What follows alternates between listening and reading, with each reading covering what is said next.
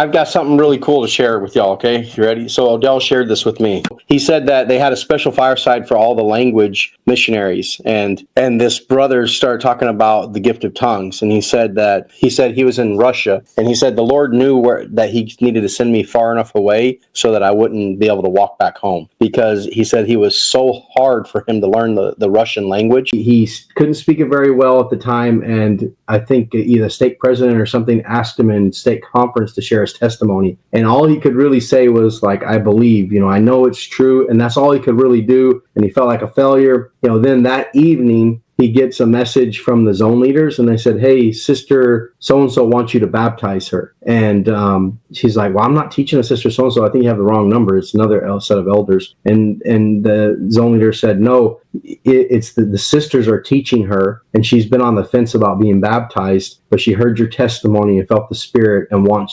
now wants to be baptized, and now wants you to baptize her. And so she got baptized, and then she moved back to Ukraine because her and her husband were in a split. I think they were split up. So she was living in Russia at the time. So after she got baptized, she went back to her husband in Ukraine. And this woman became so instrumental in establishing the church in Ukraine. So like she got the first ward going in Ukraine, and so many other things, miracles started happening in Ukraine through the efforts of this sister that he baptized. So he didn't know any of this, could never find her in any way because he was always looking in Russia. So years later, he gets called as a mission leader in Ukraine, and he finds out about her and all these things. And some guy asked to take a picture of him, and he asked him what his name was, and it was the same last name of this lady. And he said, you baptized my mom, and that's why I want to get a picture of you. And then he found out that the mom had done all these things in Ukraine, and everybody knew who she was. And so he couldn't go and visit her though, because she was on the other side of Ukraine, and that was outside of his mission boundaries. So right before, I